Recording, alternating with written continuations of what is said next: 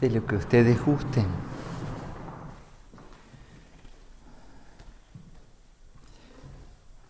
Una vez descubrí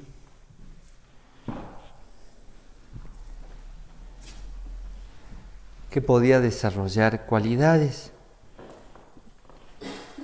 y superar un poco o intentar superar las debilidades, los defectos. Bueno, cada ser humano trae sus cosas. No estamos terminados los seres humanos. En cada ciclo de vida vamos aprendiendo algo.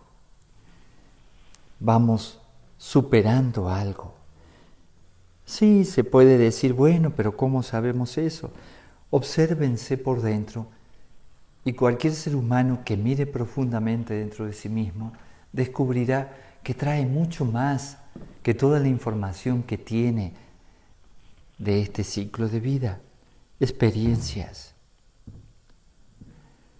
Y algunas son buenas y otras no son tan buenas, pero todo es bueno en realidad porque nos sirve para ir creciendo como almas, creciendo en experiencia, creciendo en sabiduría. Pero podemos hacer algo los seres humanos, elegir desarrollar ciertas virtudes. ¿Para qué hacer eso? Bueno, mucha gente me plantea y me pregunta cómo estar mejor, cómo ser más feliz. A algunas personas les interesa la iluminación, a otras no les interesa para nada, solo estar un poquito más feliz. Y es razonable eso, y cada ser humano tiene derecho y puede lograr disfrutar de la vida que esté viviendo, sea quien sea. Pero una de las maneras de ser más feliz es desarrollar ciertas virtudes.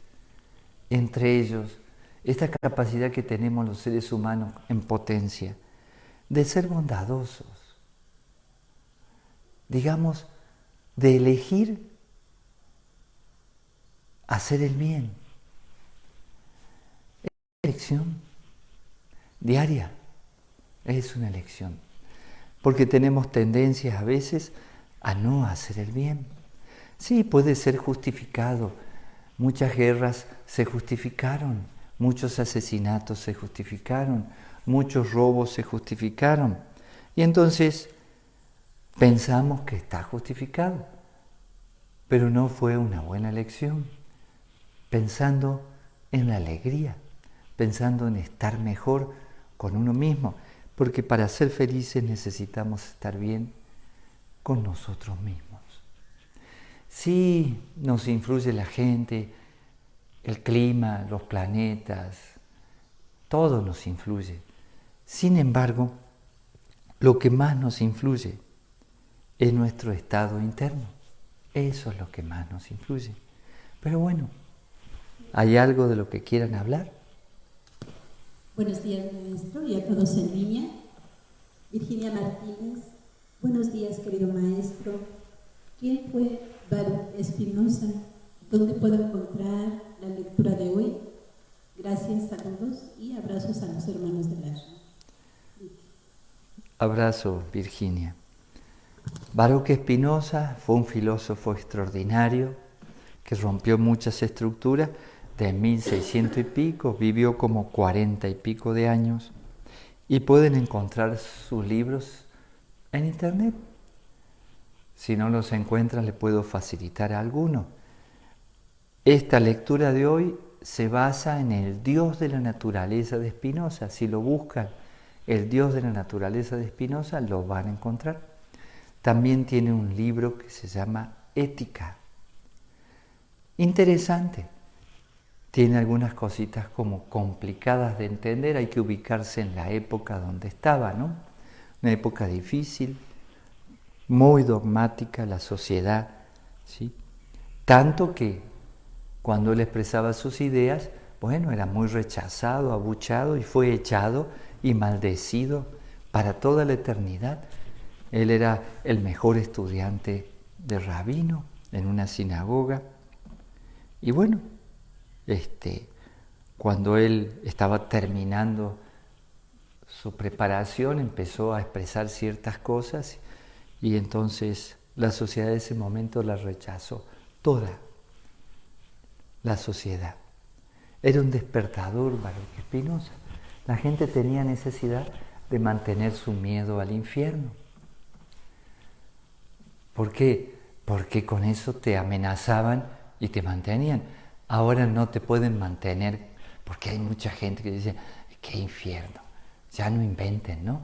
Pero no se preocupen, hay un virus, así que le meten miedo por algún lado. Toda la sociedad controlada.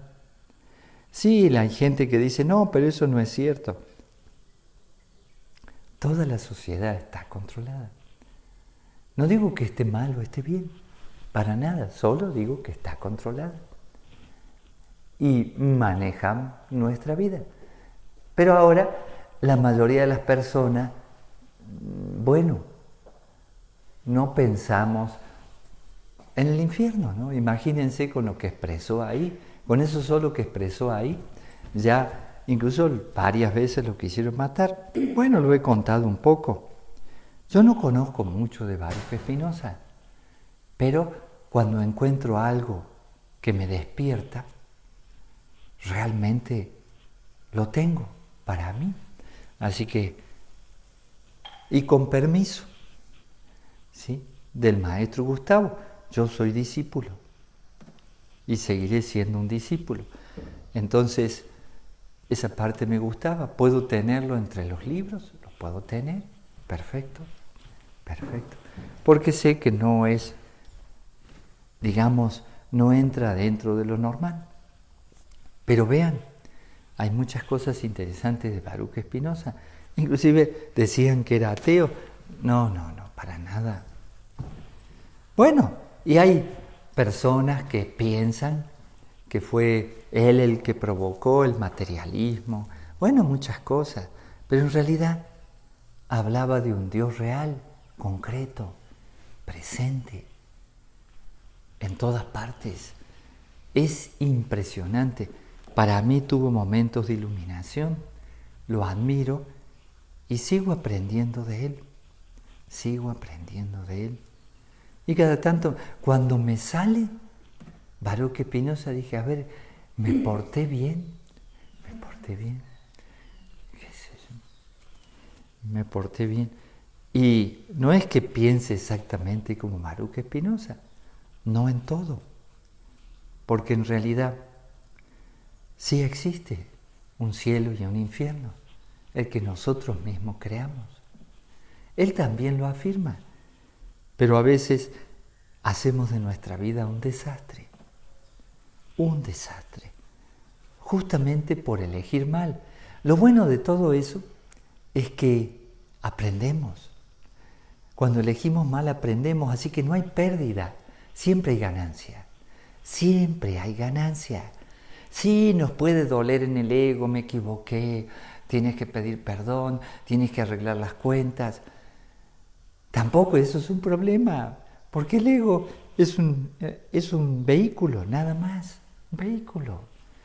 Me acuerdo cuando se me fundió el primer motor de un carrito que tenía, un carrito muy bueno, en 0 kilómetros, modelo 68. Un Renault 4, modelo 60, una Renauleta. Pero me entusiasmé con esto de los yamines y quería abrir una escuela de yamines en Carlos Paz. Bueno, no podía en ese momento. Entonces, a veces en la Renauleta, no sé cómo hacíamos, porque no había muchos controles por donde pasaba, íbamos 9 adultos y uno en lo que es la cajuela, ¿no? O 2, 9 adultos estoy hablando, ¿eh? ¿De su tamaño? Bueno, un poquito más chico. Un motorcito pequeño, imagínense, hice 2 o 3 veces eso y la tercera se fundió el motor. Sí, subiendo, una subida muy grande llegando a Carlos Paz y prolongada, ¿no? Después hay una bajada tremenda, ¿no? Se fundió el motor. ¿Cómo me dolió? ¿Sí? por la tontería. Estuvo muy bien. Sí. Después abrimos una escuela de llamines, pagas el precio. Bueno, le hice el motorcito, no hay problema. Pero en ese momento yo manejaba centavos, ¿no? Aunque ya tenía un negocio, había que cuidar, todavía estaba en desarrollo muchas cosas, ¿no? Pero cometes errores. ¿Cuál es el problema? Se arreglan. Pero le hablo del carro por decirlo, pero en realidad cometemos errores con las personas, ¿sí? Y sobre todo con nosotros mismos. No nos permitimos vivir, no nos permitimos nadar, no nos permitimos bailar, no nos permitimos amar, no nos permitimos vincularnos. ¿Cuántas cosas no nos permitimos? Así no va a funcionar el amor. La bondad empieza por nosotros, así que tenemos que hacernos el bien para poder hacer el bien, desarrollar la bondad. Sí. ¿Algo más? Jorge Rojas Díaz, querido maestro, hoy es día de San Jorge. ¿Podría explicar por qué San Jorge combate con un dragón? ¿Qué significado tiene? Si es tan amable de compartirlo un poquito.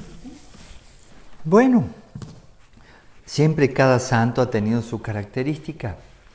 Y este santo se caracterizó por luchar contra los instintos, con las fuerzas de lo inferior.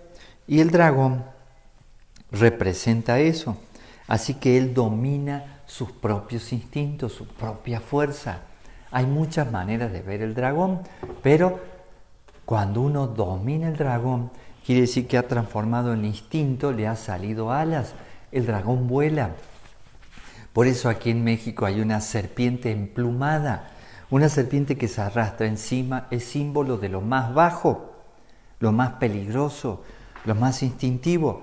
Pero una serpiente que le salen alas, bueno, va transformándose en un águila. Y el águila es un símbolo de evolución, de crecimiento. Un águila vuela muy alto, tiene una vista, mira todo de arriba. Es como ejemplificar la transmutación. Así que San Jorge luchó y venció al dragón, y por eso se lo pone. Hay muchas cosas y muchas enseñanzas antiguas que también tienen relación con la mitología. No había solo dragones en el cristianismo, ¿no? En este caso con San Jorge. Así que hay mucho ahí. Y hay enseñanza esotérica. Yo la verdad que no me ocupo mucho a veces de lo esotérico, los números, aquello. Cosa que está muy bien. Simplemente obtengo lo básico de una gran enseñanza. ¿Cuál es el dragón en nosotros? ¿Cuál es esa serpiente en nosotros? ¿Cuál es esa energía kundalini? ¿Por qué se creen que está ahí? Fue muy valiente, porque dejó fluir toda su energía, pero la canalizó, la venció, la transmutó. Muchos seres humanos no vivimos bien porque no nos animamos. Le tenemos miedo a nuestra propia energía, le tenemos miedo a vivir experiencia, tenemos muchos miedos, muchos. Así que hay que pensar seriamente en cuánto daño nos hacemos por no animarnos a vivir, por no animarnos a arriesgarse. Una vez arriesgué mucho y también a otras personas. Ese día casi me arrepiento de arriesgarme, porque estábamos en la dictadura, dirigía un equipo de vóley, ya me había hecho técnico de vóley, de cadetes, pero eran niños, bueno, no tan niños, ¿no? 12, 13, 14, 15 años. Ya algunos grandotes, ¿no? Y había problemas y había tiroteos en Córdoba y yo no quise interrumpir el campeonato, ¿no? Que siguiéramos haciendo deporte a pesar de la crisis, ¿no? ¿Sí? Y me fue bien casi todo el año, pero una vez No, y terminamos campeones además. Sí, nunca me voy a olvidar ese partido final. Nunca. Qué buen trabajo que hicieron esos muchachos. Bueno, pero no era por ganar nada más, sino que nos divertíamos. Yo también era un muchacho que tenía 20 años, 21, pero parecía grande, ¿no? Parecía grande. Entonces, además, como yo era jugador también, los tenía por ese lado, ¿no? Querían parecerse. Así que ahí estaba, yo los motivaba a entrenar fuerte, duro. Bueno, pero lo mismo dije, viajamos. Agarré todos los documentos de ellos y un retén entrando a Córdoba. Y nos bajaron a todos del camión, o sea, del bus, palparlos, manosearlos por si trae. Eran muchachos, ¿no? Uy, eso fue tremendo. Y después un tiroteo, todos en el piso, ¿no? Sí, era arriesgado. Pero no pasó nada. Era arriesgado, sí.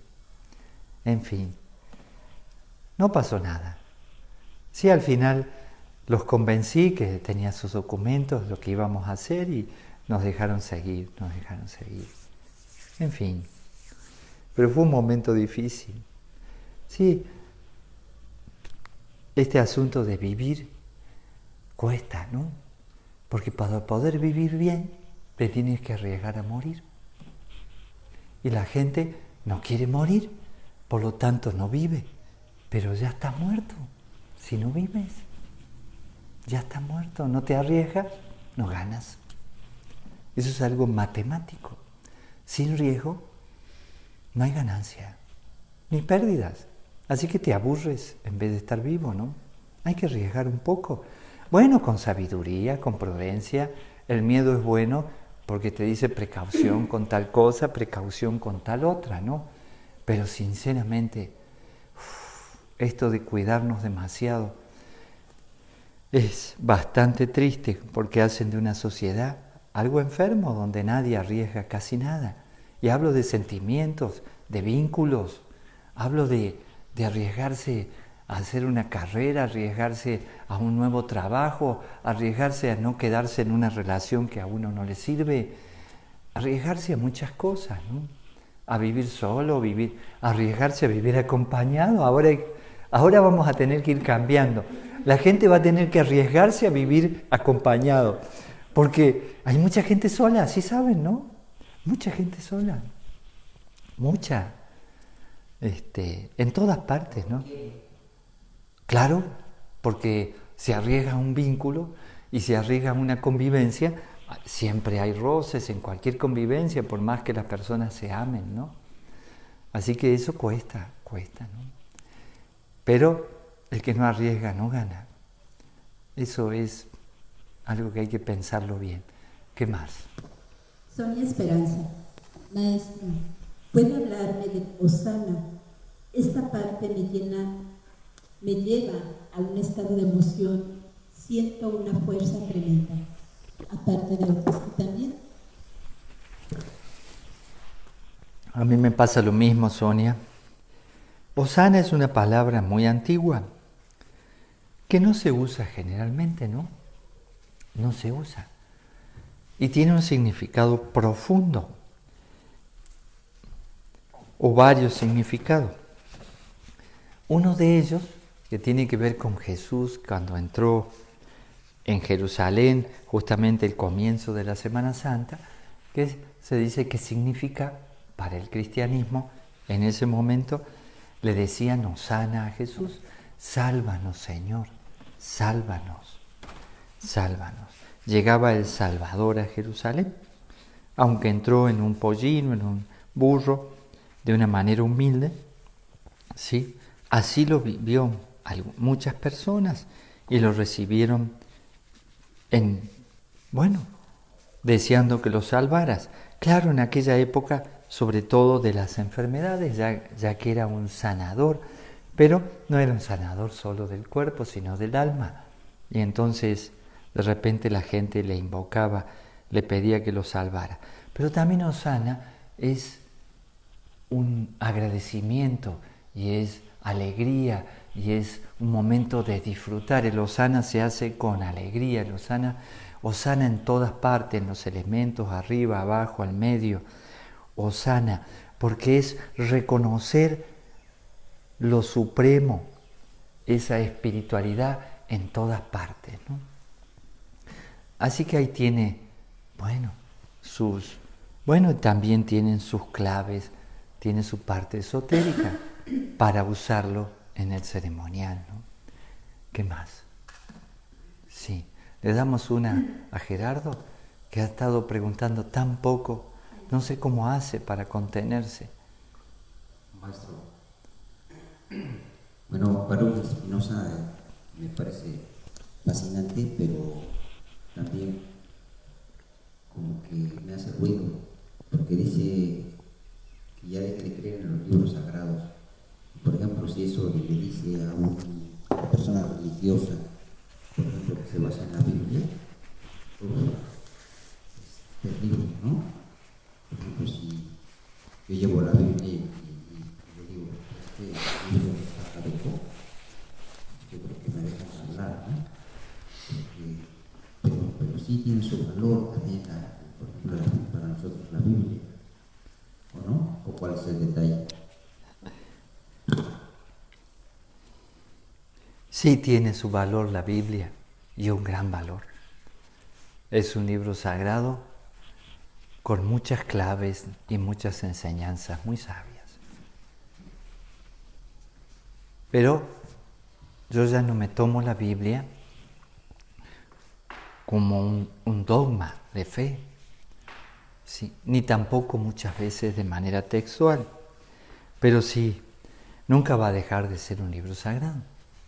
Siempre hay enseñanzas, hay varios libros sagrados en el planeta, de varias civilizaciones, que son base de algunas religiones, y todos traen una extraordinaria enseñanza. Pero lo que Baruch Spinoza le pone fuerza en cierto momento es que si no encuentras a Dios en las cosas de la vida cotidiana, en tu pareja, en tu hijo, en tus padres, en tu amigo, en lo que haces, ¿sí? ¿A dónde lo vas a encontrar? En un templo lúgubre. ¿Es real eso? En un libro, en una letra que ya está muerta, fue escrita hace muchísimo tiempo, ¿sí? Estamos hablando de más de 2000 años. Un siglo más, un siglo menos. Y otras cosas de 5000 años, de 4000 años. ¿A dónde lo vas a encontrar? Entonces lo puedes encontrar en la Biblia. Lo puedes encontrar en un templo. Si lo encuentras en todas partes. En todas partes está. En todas partes hay una inteligencia. En todas partes. Dice, ¿cómo sabe que hay en todas partes? Bueno, observen. Pongan una fotografía en las redes sociales. Y esa fotografía puede estar en todas partes a la vez, en cualquier lugar del mundo. Y cuando tengamos comunicación con otros sistemas solares, también en otras partes. O sea que todo resuena en todas partes. Todo. Así que, en ese sentido, él trataba de que la gente no se volviera dogmática y que la gente no fuera manipulada por el infierno. No quiero decir que no sea manipulada por un virus, no, porque decir eso hoy sería terrible, ¿eh? Es cierto. No quiero decir que ahora han reemplazado el infierno por los virus, pero es lo mismo, siempre. Y le meten miedo a las personas, nada más que era un miedo más fuerte, porque te condenarás en el infierno si pecas. Y miren la amenaza, y no es pecado si yo te digo que lo puedes hacer. Así que si yo te bendigo, tú puedes hacer esto. Ya es un acto sagrado, ya no es pecado. Pero tienes que venir conmigo, ¿no? Yo hago que lo que hagas sea bueno. Imagínense la manipulación. Y si no lo haces así, te condenarán en el infierno. Y como no bastaba condenar a la gente en el infierno, las quemaban también en la hoguera. Claro. Y de esa manera seguro todos se convencían. No, todos ya, ¿sí? Se convencían rápidamente. No es nuevo eso. No es nuevo. Siempre en el planeta ha habido gente intentando, inclusive lo lograba por época, se ha logrado por época, manipular al resto de la gente. Siempre. No creo que haya habido algún momento diferente en la historia. No creo. Pero siempre hay alguna persona consciente. Claro, siempre hay gente que no se deja manipular. Es que siempre es lo mismo. Observen la polaridad. Y si no, no habría crecimiento. A ver, ¿quién es el cerdo? ¿Sí? ¿Quién es más cerdo? ¿Sí? ¿El cerdo o el que le da de comer? Tenemos que ver. ¿Sí? Y nosotros a veces le damos de comer, ¿no? Incluso a mí no me preocupa tanto las personas que tratan de manipular, las respeto. Entiendo por qué quieren manipular. El macho alfa, la hembra alfa, es lo mismo, siempre es igual. Y va a ser igual. Lo que no acepto del todo es que todas las personas nos dejemos manipular. Un ser humano que no es libre no puede ser feliz. No va a ser feliz. Va a vivir sometido, no va a vivir su propia vida, ni siquiera por la moral. Me encantaba el maestro Marchilli cuando hablaba de la moral, de lo bueno y de lo bello, porque daba lugar a que vivieras tu moral constructiva, ¿sí? Constructiva, para ti, para los demás. Pero eso ya te saca de la sociedad que te dice cómo debes vivir. Recuerden cómo era antes. Ahora hay mucha gente que vive y no se ha casado. Y viven juntos. Por años. Eso era un delito. Eso era un delito. La misma gente te rechazaba directamente. No registraban a tu hijo. O los registraban los llamaban ¿Los qué? Naturales. natural, no, pero decían otra palabra fea a los hijos de este matrimonio. Ilegítimos. Ilegítimo. Bastardos. Bastardos. Sí. Imagínense las cosas que hemos vivido. Sí, que me hables, bueno, que legalmente te conviene por las leyes civiles, por todo lo que se firma. Firmas un contrato. Es un contrato, son papeles. Eso no hace un matrimonio feliz. ¿Sí? Y comprendo lo que es decir, bueno, incluso bendecir un matrimonio. ¿Sí? Pero lo que no me agradaba y sigue sin agradarme es que manipulemos todo para hacer que la gente, bueno, parezcan ovejas, ¿no? Y seguimos con esa historia. Y necesitamos, bueno, desarrollar la conciencia de manera individual. Y cada vez hay más seres humanos conscientes, ¿no? Poco a poco, poco a poco. De a poquito vamos creciendo como humanidad, pero ha habido toda la vida. Así que en ese sentido, bueno, ¿qué es lo que más ruido te hace? Dice cosas, pero yo comprendo por qué las decía. Necesitaba romper una estructura de una manera contundente. Eso han hecho muchas personas. Sí, muchas personas. Se iban a un extremo para lograr un resultado aunque sea pequeño, ¿no? Aunque sea pequeño. En fin, ¿qué más? Nada más que esas personas adelantadas son rechazadas por la sociedad, eso, de cajón, sí. Maestro, hay cerca de 10 preguntas. Uy, Cristina Galvez, honorable gurú, ¿puede mandar una bendición para mi hija Mariana Sofía, quien está sanando y recuperándose? Gracias. Claro que sí. ¿María? Sofía. Claro que sí. ¿Qué más? Jorge Rojas Díaz, querido maestro, ¿cuándo sale su nuevo libro en Amazon? Ya queremos leer. Si puede compartir un poquito, querido maestro. Saludo y abrazo.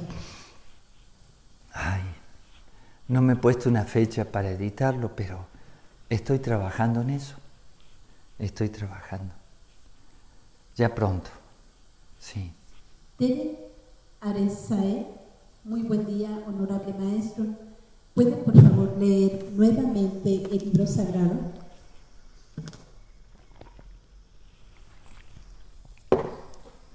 Bueno, no es considerado Baruch Spinoza como un libro sagrado. Y tengo varias cosas ahí que no son considerados por la sociedad como libros sagrados. Pensamientos de Buda, que no son el Dhammapada, que sí ya es un libro clásico. Pensamientos del maestro Laferrière, pensamientos del maestro Estrada, ¿sí? Pensamientos de Baruch Spinoza. Por eso digo libros de sabiduría. Se recomienda un libro sagrado para hacer el antenaje o el ceremonial. Pero realmente nos hemos ido actualizando y hay muchas cosas que no han sido consideradas sagradas por la sociedad, pero son extraordinarias, ¿no? Así que son libros de sabiduría desde mi punto de vista, libros de sabiduría. En Dios hubiera dicho, o sea que Baruch Spinoza se pone a hablar como si él fuera Dios. Deja ya de estar leyendo supuestas escrituras sagradas que nada tienen que ver conmigo. Eso dice el Dios de Baruch Spinoza. Si no puedes leerme en un amanecer, en un paisaje, en la mirada de tus amigos, en los ojos de tu hijito, no me encontrarás en ningún libro. ¿Cuántas veces ha pasado de gente que está sumergida en los libros sagrados, que está en los templos y tiene un comportamiento horrible en su vida? ¿Cuántas veces hemos visto eso? Podemos ser muy hipócritas los seres humanos.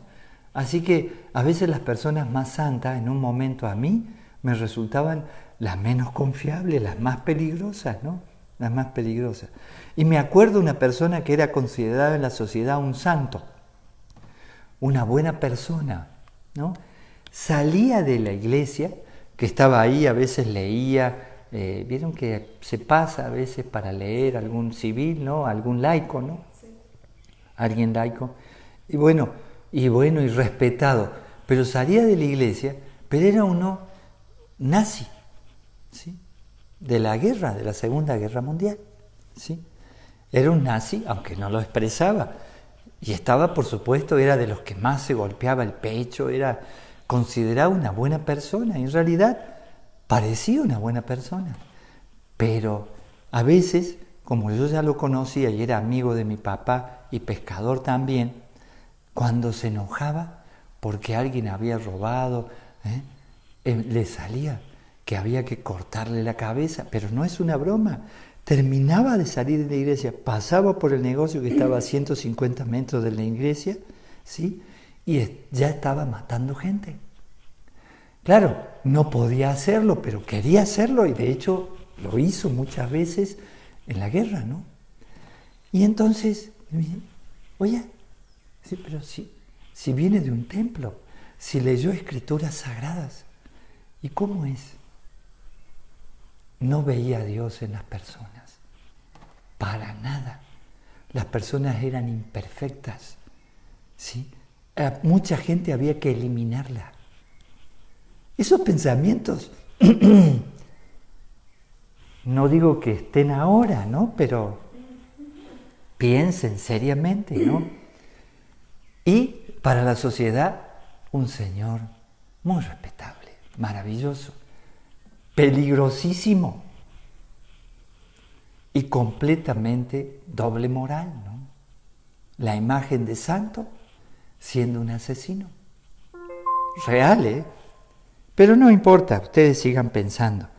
Así que si no vemos a Dios afuera, no lo vamos a ver en un templo. Es una idea de Baruch Spinoza, pero piénsenlo. Confía en mí y deja de pedirme. Esta parte está buenísima, ¿no? ¿Me vas a decir a mí cómo hacer mi trabajo? O sea que muchas veces le decimos a Dios cómo tiene que hacer las cosas porque somos más inteligentes que esta inteligencia que hay en todas partes. Así que carecemos un poquito de humildad los seres humanos, nos creemos mejor que Dios, sabemos cómo hacer las cosas.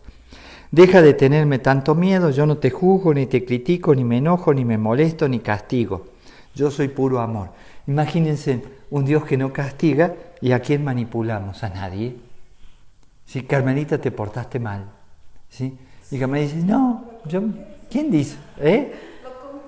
Lo confieso, ¿te das cuenta? Encima lo confiesa y con una sonrisa. Sí. Así no podemos manipular la Carmelita, ¿no? Y después la segunda parte dice, deja de pedirme perdón, no hay nada que perdonar. Si yo te hice, yo te llené de pasiones, de limitaciones, de placeres, de sentimientos, de necesidades, de incoherencias. Bueno, y hay 3 puntos suspensivos, que quiere decir que de muchas cosas nos llegó, que son negativas, ¿eh? De libre albedrío, así termina. ¿Cómo puedo culparte si respondes a algo que yo puse en ti? Y entonces ahí está, el que trae un asesino, siéntase bien porque lo puso Dios. Imagínense. Está fuerte esto, está tremendo, tremendo. No digo que sea así, yo digo cómo está expresándolo él. ¿Cómo puedo castigarte por ser como eres si yo soy el que te hice? ¿Crees que podría yo crear un lugar para quemar a todos mis hijos que se porten mal por el resto de la eternidad? ¿Qué clase de Dios puede hacer eso? Y ahí termina la parte que salió en la tablet, ¿no? Sí. Bueno, ¿algo más? Carocas Díaz pregunta, este sábado hay una charla con honorable gurú Guillermo Granados en línea. ¿Qué nos sugiere? Y también él pregunta, querido maestro, los domingos se pone un tapete blanco cuando usted se va a cambiar. Pregunta, ¿qué símbolos tiene el tapete blanco? ¿Puede compartir? Sí. No digan más cuál es el detalle, ya saquen esa muletilla, ¿no? Jorgito, hay que cambiarla. Sí. No suena tan bien, ya no suena tan bien. Bueno, miren, aprovechen al gurú Guillermo que está muy inspirado. Es un ser humano especial, así que ahí lleven todas sus preguntas. Sáquense las ganas de preguntar lo que sea. Es una charla que es abierta, pero para G-Tools en adelante. Es una capacitación iniciática y él es un iniciado que tiene 40 años o más en el camino, así que tiene mucho para entregar. Lleven sus preguntas, todas. Si algún gurú o alguien no le ha dado la respuesta que a ustedes les pareció que le falta alguna cosa, aprovechen al gurú Guillermo. Eso es muy importante. Y lo otro, en el tapete, es una cruz del acuario, similar a esta, un poquito más grande, ¿sí? Pero tiene la cruz dibujada y en el centro tiene el sello de Salomón. Y se pone para hacer un trabajo específico.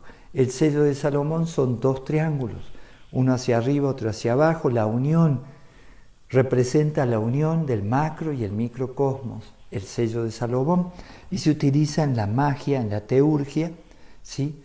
Para convertir ese lugar en una tierra sagrada. Así que es un momento muy particular. No se pisa con las sandalias, ¿sí? Se descalza el oficiante antes de ingresar a la cruz. Es muy hermoso ese símbolo y muy especial para hacer un trabajo con seguridad constructivo. Por eso los domingos tienen un poco más de fuerza la ceremonia. Un poquito. ¿Qué más? ¿Terminamos? Dice Magaldes, ¿cómo trabajar en ese estado interno que nos da felicidad? ¿Cómo trabajar? En el estado interno que nos da felicidad. Bueno, ser feliz es una elección que tomamos. Tenemos esa posibilidad de elegir. Dice, no, no es cierto. Sí. Tenemos esa posibilidad. Cuando uno elige estar bien, le busca la vuelta para estar bien en cualquier circunstancia. Y para estar en ese estado interno necesitamos centrarnos los seres humanos. Sé que lo hemos hablado muchas veces, trato de decirlo de diferente manera, pero el estado de centro te da fuerza, te da gravedad, te fortalece de tal manera que tú puedes partir de ahí a construir tu vida. Un estado de centro es un estado de ser, un estado de estar presente, de estar bien con uno mismo. Y entonces todas las disciplinas que propone la Red GPU como institución y especialmente la Orden del Acuario son disciplinas que te llevan a un estado de centro. Cuando un ser humano está centrado, no importa dónde esté. ¿Por qué les comenté lo del lago? Para decirle, ¡ay, qué valiente! No soy ningún valiente, para nada. Pero es que hay gente que no se metió en el lago porque sabe que en el lago dicen que hay peligros, ¿no? Monstruos, vaya a saber qué cosas, ¿no? ¿Sí? Vieron que hay muchos lagos que son profundos, ¿sí? Este lago es profundo, 60 y pico metros, no sé si 69. Es en un cráter, ¿no? Y entonces te da miedo. ¿Por qué? ¿El miedo dónde está? Estás fuera de centro. ¿Por qué te va a dar miedo nadar? ¿Por qué te va a dar miedo nadar? Cuando uno está fuera de centro, todo te saca más de centro. Entonces, aprender a centrarse es aprender a apoyarse en nuestro ser, en lo que somos como esencia, en confiar en la vida. Y todo eso, ¿por qué? ¿Cómo se puede lograr? Con todas las maneras de cultivar nuestro cuerpo físico, emocional, mental y espiritual. Uy, no saben, a veces yo no estoy entrenando mucho. Antes entrenaba más, hacía deporte y mucha gimnasia, siempre.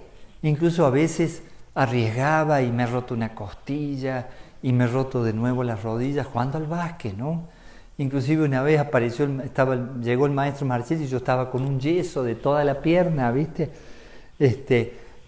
Por jugar sin entrenar. Pero ¿qué sucede con mi cuerpo, no? Si mi cuerpo lo entusiasmo, se me vuelve saludable. Puedo hacer lo que sea. Posturas que no hago en años, las puedo volver a hacer, ¿sí? Pero lo que pasa es que ya sé que tiene memoria, tiene inteligencia el cuerpo. Lo que necesito es centrarlo, relajarlo, ponerlo el presente. Y entonces eso se aprende. El Hatha Yoga, el Kriya Yoga, Dharana Yoga, la meditación, la Parabhakti, que la Cábala, que la astrología, que los centros de estudio. Hay muchas maneras. Todo el tiempo hacemos cosas que nos pueden ayudar a estar en un estado de centro y sobre todo a aprender a vivir. Por ejemplo, anoche, confieso que estaba pintando, no me fui a dormir temprano, ¿no? Pero ya le di como un toque, no digo final, pero ya el cuadro ya está, ¿no? Ya tiene algo. Y dice, pero ¿qué tiene que ver la pintura? Bueno, cualquiera de las artes te centran. Cualquier cosa que vivamos en el arte te centra. Así que hay muchos métodos, hay muchas maneras. Y todo te lleva a un estado de centro si sabes aplicarlo. Puedes meditar 40 años y no hacer nada, porque te distraes. Estamos hablando, es raro, varias veces me han preguntado qué es Ekagrata, pero realmente lo menciono mucho porque a veces hacemos algo sin estar conscientes. sin estar conscientes, sin estar en presente. Entonces, el estado de centro se logra estando en presente, aquí y ahora. Eso es muy importante. Y lo centras. Hacer deporte te centra también, ¿no? En fin. Bueno, lo voy a hacer cortito porque Marcela se me hace tarde. Buen día, querido maestro. ¿Nos puede decir acerca de los números o códigos sagrados, estos que se repiten 45 veces, con una intención hacia un ser, situación, enfermedad, etcétera? Bueno, cuando hablamos de 45 veces, hablamos de un número muy especial que es el 9. Cuando hablamos del 9, hablamos de algo particular que tiene que ver con la naturaleza. Por ejemplo, un círculo, ¿sí?, tiene 360 grados. ¿Sí? Nuestro planeta se mueve alrededor del Sol, pero también todo el sistema solar alrededor de las constelaciones por dentro en 360 grados. Porque la naturaleza tiene un orden. Y ese orden y ese número tiene que ver con la evolución espiritual, con el crecimiento, con la multiplicación. Entonces es clave en la naturaleza. Por eso el 3, el 6 y el 9 son números muy especiales.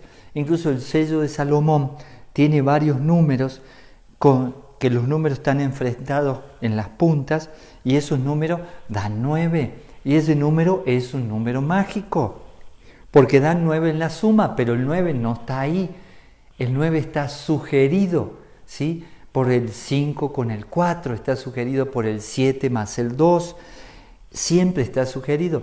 Entonces es un número en la naturaleza completamente real, científicamente real. Y si haces cálculos matemáticos y multiplicas por 9, siempre da 9. Es algo interesantísimo. A veces me hubiera gustado tener aquí un pizarrón y ponerme un pintarrón y ponerme a dibujarles el sello de Salomón, el número y cómo dan las multiplicaciones. Pero no hace falta porque ahí anda Gloria por ahí y les puede poner todo lo que el maestro Laferrier muestra con el 9. Muchas cosas interesantes.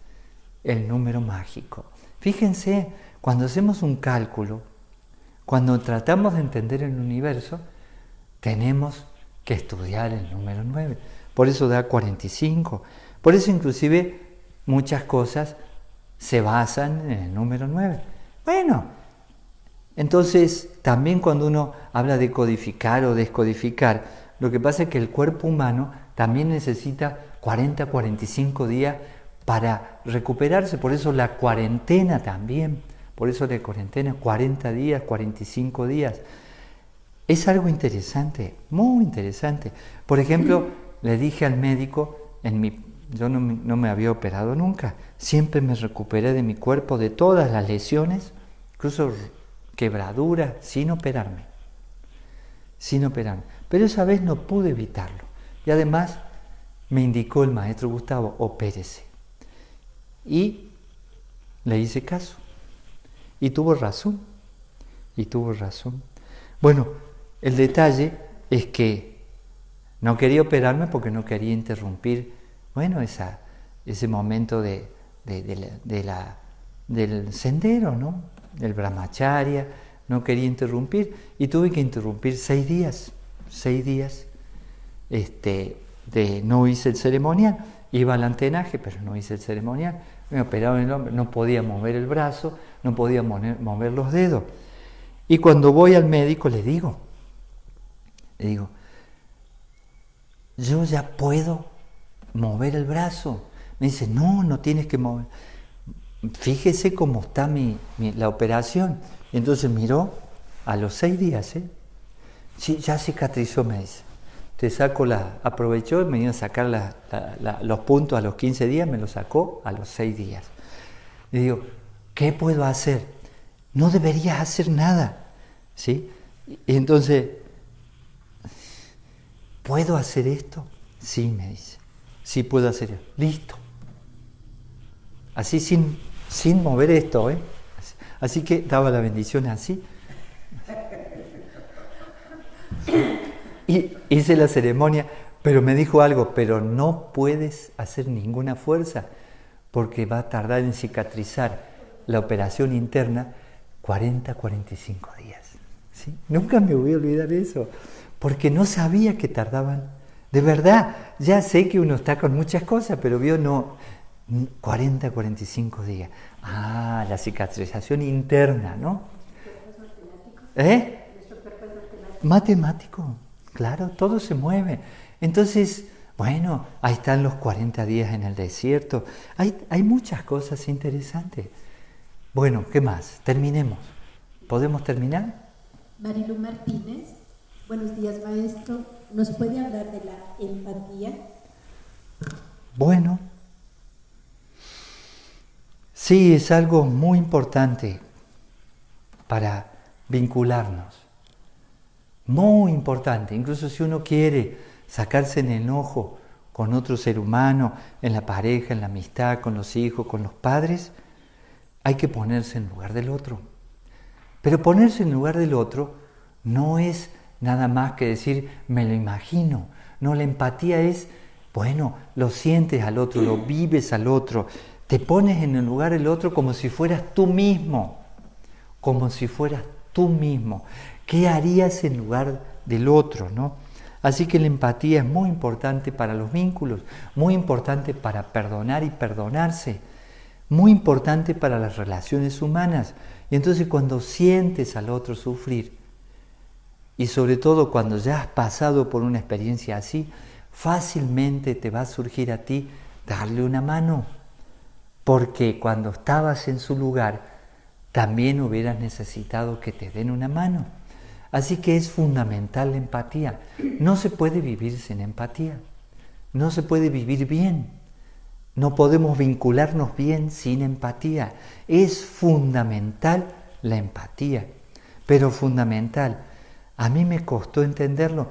Una vez estaba con un problema muy grave, ¿sí? Con una persona que realmente actuaba de una manera incorrecta desde mi punto de vista.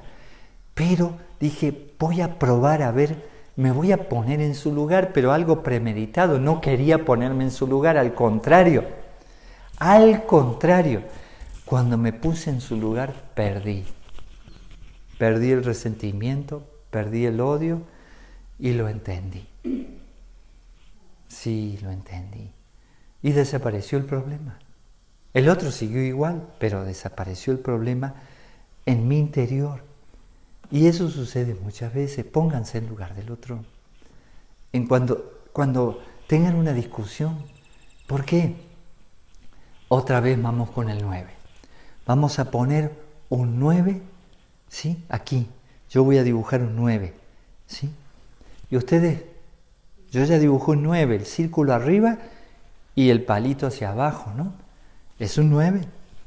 Y ustedes me van a decir en línea, los que están ahí, no es un 6, es un 9, es un 6. Les digo que es un 9, soy un gurú, tienen que respetarme. Sí, les digo que es un 9.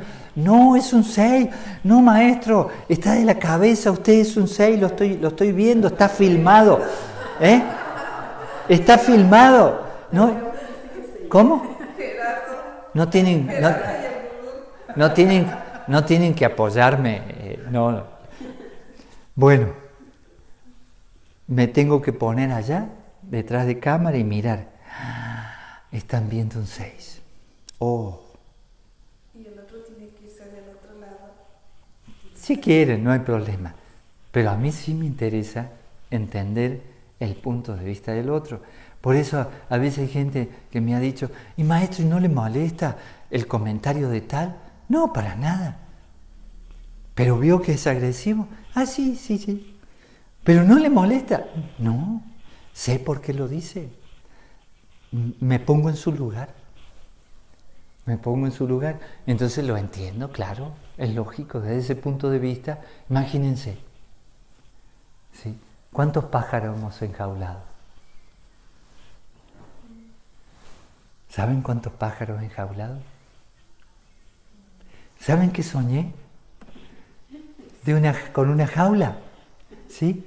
Y una jaula vacía, Entonces alguien me decía, ¡uy, qué linda jaula! Porque podemos tener algún ave que cante. Dije, no hagamos eso.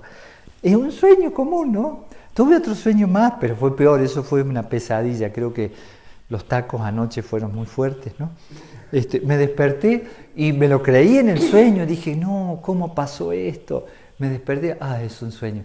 Qué lindo sueño, ¿no? Ahora tengo que ver de qué se trata, pero era una pesadilla. Pero de la jaula. Bueno, ¿cuánta gente enjaulada creen que hay ahora? Todos, casi. ¿Cuánta gente enjaulada? Hay que ponerse en lugar del otro. Yo no tenía empatía con los pájaros, los amaba y por eso los cazaba. Y después los amaba. Sí, ustedes se creen, ¿por qué un coleccionista quiere tener una cabeza de un ciervo con sus cuernos ahí? O un montón de pájaros extraños, exóticos, embalsamados porque los cazaste. Porque los ama. Pero es un amor inmaduro, un amor egoísta, un amor narcisista, que no es amor. ¿Sí? Yo también los tenía enjaulados, pero un día me puse en el lugar de los pájaros y la verdad que los solté a todos. Bueno, estoy hablando de que tenía 16 años, cuando los solté a todos, 17. Empezaba a despertar un poquito. Pero bueno, empatía es fundamental. Terminemos, ¿no? ¿O hay más? Hola Reza, Alex, buenos días a todos. Gracias, honorable Gurú. Usted ha comentado de los centros espirituales en diferentes partes del mundo. Ha dicho también que en México hay una oportunidad buena para el desarrollo de la conciencia. ¿Puede ahondar un poquito en ello? Sí. He visto seres humanos en muchos países del mundo, espirituales, maravillosos, con un potencial extraordinario. Pero sinceramente, México parece reunir una mayor cantidad de seres humanos con una aspiración espiritual al desarrollo de la conciencia. Así que sí, México es uno de los países más espirituales del mundo. Y digo espirituales, no digo religiosos, que también lo es, pero esa parte no se vayan a pensar que es tan ventajosa, ¿no? No vayan a pensar. Pero sí, acá hay gente extraordinaria. Bueno, en todas partes, pero realmente en México es cantidad. Digo, no, pero también hay asesinos, que el narcotráfico, que... Sí, también. Hay de todo. Hay muchas luces y hay muchas sombras, pero sí es muy especial. Yo agradezco a la vida que me haya traído a México, sinceramente. Pensaba en un momento, le contaba a un amigo de otros años que fui a visitar después de muchos años que no lo veía, y le contaba, o sea, realmente yo planeaba quedarme en Argentina, en Piedras del Sol, como base, de ahí partes, hay un puerto cerca, viajas por el mundo, pero te quedas por ahí, ¿no? Eso hicieron inclusive, bueno, casi todos los gurús habían hecho eso, dar como base el país donde vivieron, el ashram cercano a la familia, todo bien, pero me tocó diferente a mí. Se portó mal. ¿Será? Tiene casa en todo el mundo. Pero me tocó diferente. Incluso, ¿dónde se creen que está el Gurú Lucas? En Italia. Fíjense que al principio muchos maestros que salieron tenían su base. Bueno, le tocó al hermano mayor, no se quedó en Venezuela, ¿no? Que era su país de origen. Pero de repente la vida te lleva, pero agradezco esa oportunidad muchísimo. Bueno, puedes extrañar ciertas cosas. Yo en realidad trato de no extrañar. Si pienso en Yamila, sí, porque se dan situaciones en que, no puedes viajar todos los días. Pero no, aquí hay una oportunidad enorme en cualquier parte. Realmente América es la cuna, ya es la cuna espiritual del mundo. Pero hablo de América, todo América, no hablo de Estados Unidos o solamente de México, ¿no? Es interesante eso. Y eso lo anunció el maestro Laferrière, y la verdad que le veo mucha lógica, ¿eh? Lógica por lo que está pasando en el mundo. Lo que está pasando en el mundo. Es muy interesante. Así que yo agradezco eso. Es un país donde a lo mejor ya viví antes, ¿no? En otro ciclo de vida. Porque, bueno, me parece mi casa. ¿Qué más? Trinidad Pérez, buenos días, querido maestro. ¿Puede hablar un poco de cómo las posturas de yoga trabajan internamente en nuestro cuerpo y especial en las glándulas endócrinas? Y cómo estas glándulas controlan nuestro cuerpo? Muchas gracias, un fuerte abrazo. Bueno, sería largo de explicar. Si les pongo a explicar lo que hacen las suprarrenales, ¿sí? El timo, la tiroides, la hipófisis, pero básicamente las glándulas endócrinas vuelcan, ¿sí? Lo que segregan al organismo. Entonces la hipófisis maneja la tiroides regula el metabolismo, y cada glándula tiene relación con un plexo nervioso, y ese masaje las estimula, las rejuvenece, les ayuda a trabajar de una manera realmente, más, como diría yo, más entusiasta. Porque cuando vas a una postura, por ejemplo, yo siempre hago invertidas, lo necesito porque hablo mucho y mi garganta se ve afectada, ¿sí?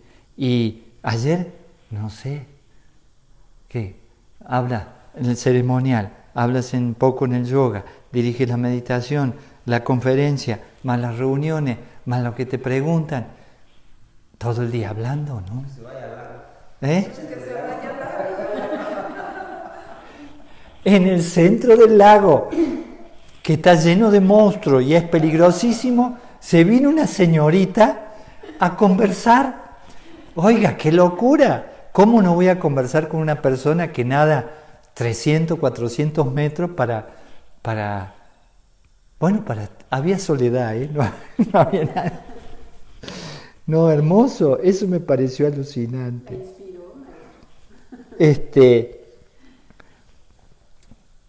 Bueno, entonces, todas las posturas hacen un masaje y un estímulo a diferentes partes del cuerpo, completamente real.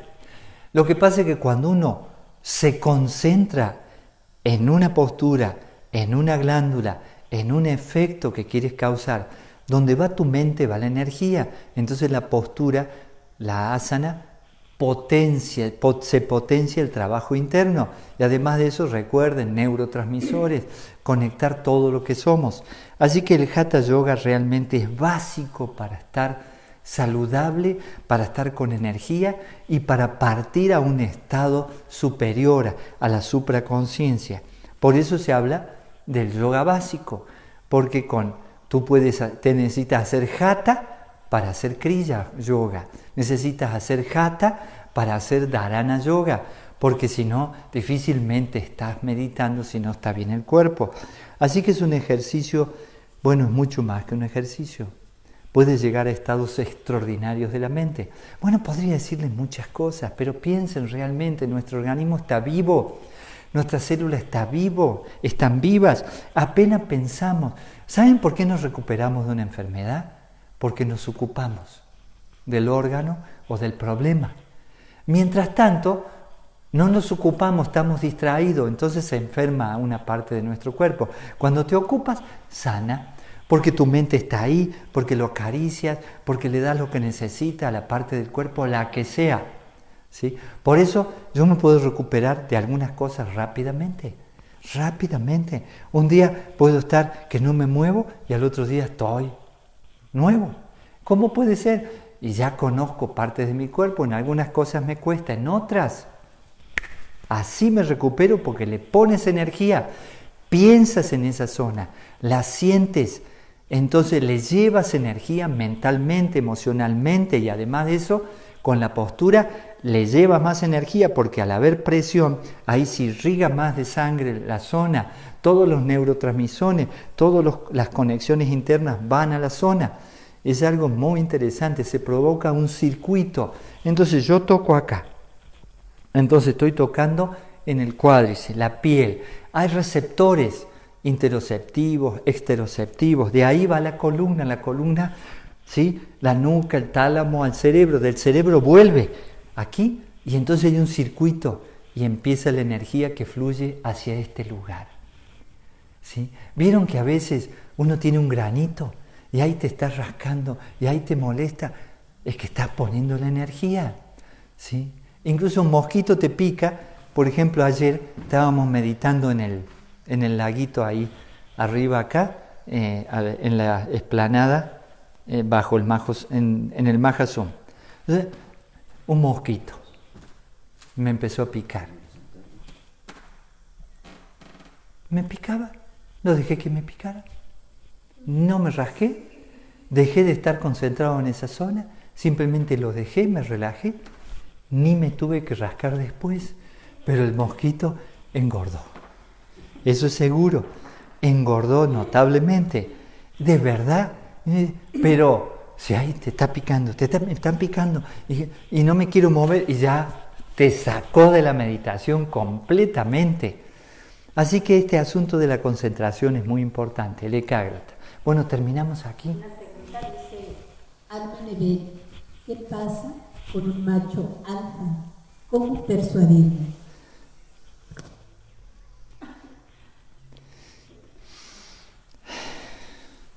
Yo le daría una solución, no lo cambie. Sí, o lo acepta como es, sin dejarse extorsionar ni manipular, o busque a alguien que no sea tan macho alfa, porque en realidad es difícil cambiar a las personas, no pretendan hacerlo porque no se logra, eso no se logra. Pero, de todas maneras, si es un macho alfa que tiene cerebro y que puede pensar, dialoguen, piensen, a ver si puede superar su tontería, ¿no? Así lo educaron. Y como así lo educaron, así se comporta porque piensa que es la mejor manera de comportarse, porque así debe ser un hombre. Lamentablemente todavía tenemos mucho de eso en la sociedad. Así que intente dialogar, pero si él no quiere cambiar, si él no se da cuenta de que hay cosas que no tienen ningún sentido ya estar en macho, ni siquiera les recomiendo que se quede ahí, pero haga lo que usted quiera, ¿no? Es su vida, es su vida. Yo he visto cosas que aceptamos los seres humanos que no son correctas. Es uno el que permite eso, ¿sí? Miren, me acuerdo de un perro que tenía. Bueno, no era mi perro, ¿no? Pero era el perro de Viviana que estaba ahí, el perro macho. Y yo conseguí una perra que me gustó para mí. La perra iba creciendo, estaba el macho alfa, ¿no? Cuando la perra se hizo fuerte, adivinen qué pasó. Le dio en la torre al perro. El perro ni comía siquiera hasta que ella no comiera y se transformó ella en el macho alfa. Pero entonces, ¿qué vamos a hacer? ¿Una pelea de perro? No podemos los seres humanos ya comportarnos de esa manera. Los perros es muy natural y muy hermoso. Y el otro dijo, la respeto, pero todos los abusos que tuvo antes, los pagó después, ¿eh? Los pagó después. ¿Es buena idea? Oye, ¿quiere decir que les estoy dando mal ideas a las mujeres? Sí. Estupenda idea. Estupenda idea. Vámonos. Muchas gracias a todos. Mañana seguimos con las preguntas.